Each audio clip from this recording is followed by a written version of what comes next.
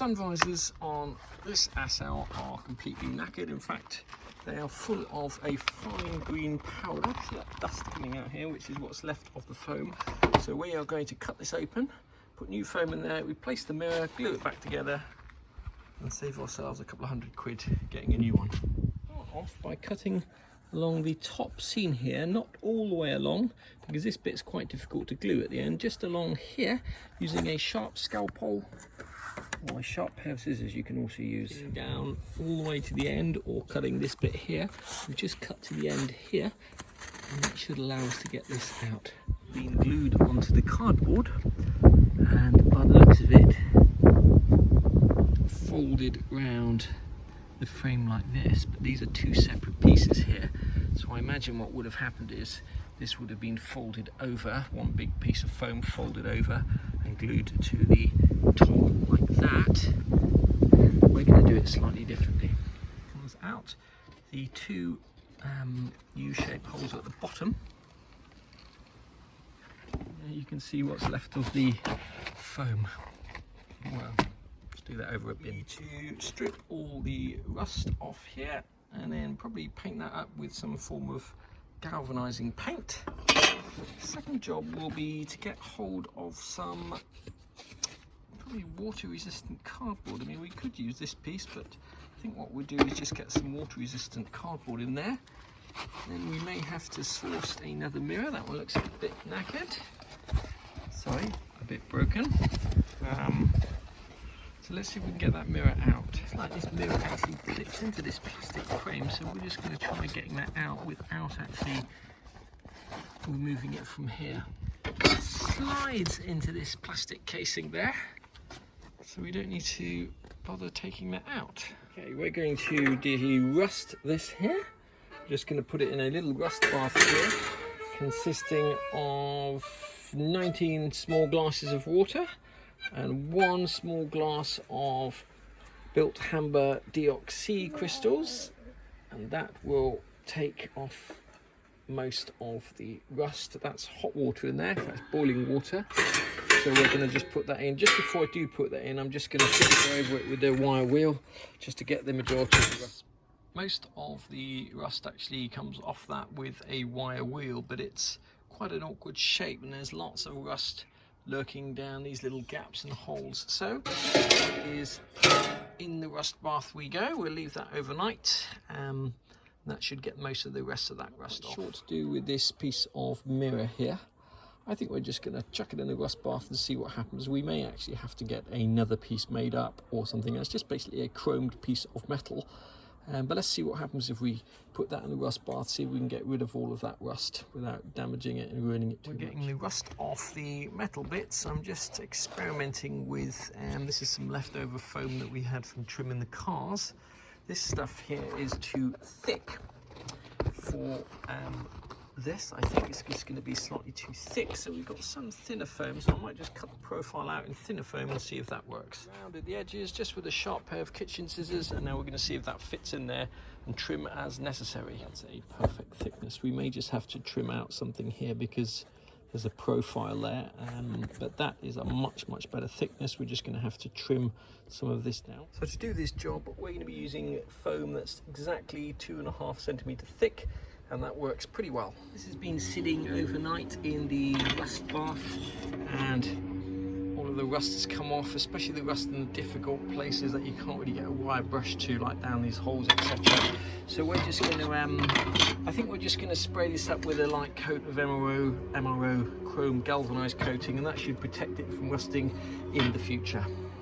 Coating of this, but it comes out with a really nice finish, and it's kind of a self-etching or self-healer, and what the correct term is, that if you end up scratching this, it'll kind of seal over itself. So we'll leave that just overnight to dry, and then put the whole thing back together. The rust has gone from this chromed mirror here, but it is quite badly sort of scratched, or whatever the phrase is. So I may see if I can find a chroming place in Bristol, just see what the cost is of getting that piece chromed. rechrome the mirror on the other piece, but that would cost about £40 plus VAT to rechrome that. But it's about an 8-week waiting list at the moment, and that's with a company called Doug Taylor down in Weston-super-Mare, who apparently are brilliant at rechroming stuff. I've seen how other people refurbish these on the internet, but I'm going to do it a slightly different way. I'm going to cut my piece of foam to fit the vinyl cover, and then I'm going to just cut a very thin channel using a sharp scalpel all the way around so that the wire actually sits inside the foam like that.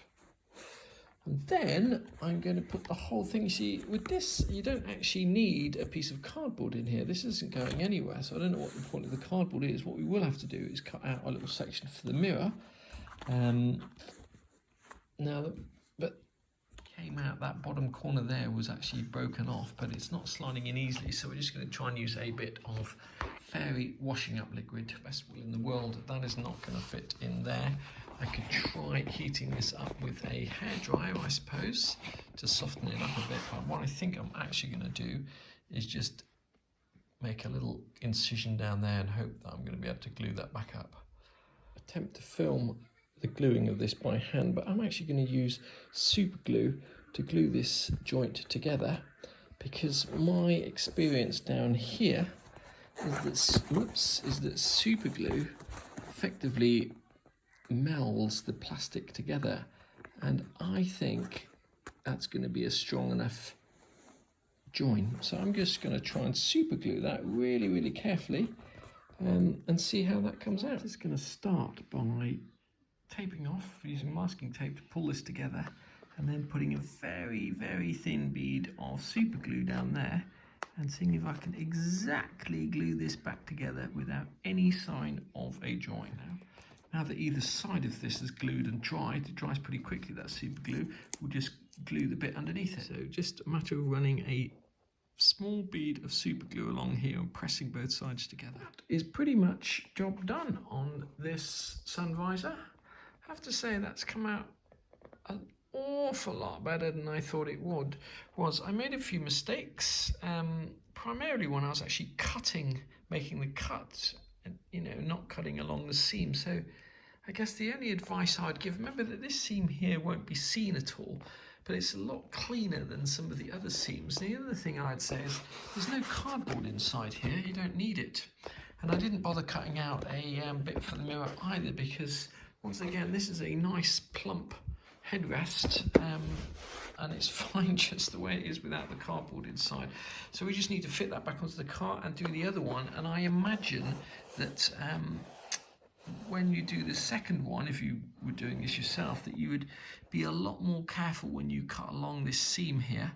And the only advice I would give is get yourself a brand new scalp hole to do it, so you've got a really nice clean cut, because the clean cut between the two bits of plastic will meld together really nicely with just standard super glue. To get these sun visors off, you have to bend them towards you at about a 45-degree angle like that, and then undo the little... So basically, you're going to be tilting this up towards the sky and pulling it this way.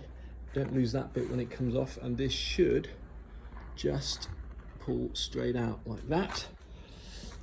I'm going to show you on here. There's a little catch, and basically that catch has to be aligned. So this has to be perpendicular to that little nodule there. It can't be at an angle, otherwise you won't get it off. The profile of this, these little gaps is where that little notch has to slide out, which is why you have to have this facing upwards, because that notch is basically at the top. If you've done everything right, the reverse should just be sliding this on. Can't do it with one hand, so I'll do that off camera. When this starts poking out, don't forget to put the plastic catch on there. Not least, you just got to put that screw back in there, through there with a needle or a very small watchmaker screwdriver, just to find out exactly where the hole is. And that is, I believe, job done. We'll just refurbish the one on the other side, and that's it. A nice plump sun visor, and as I say, you'll never see that seam behind there, although it does actually look pretty good.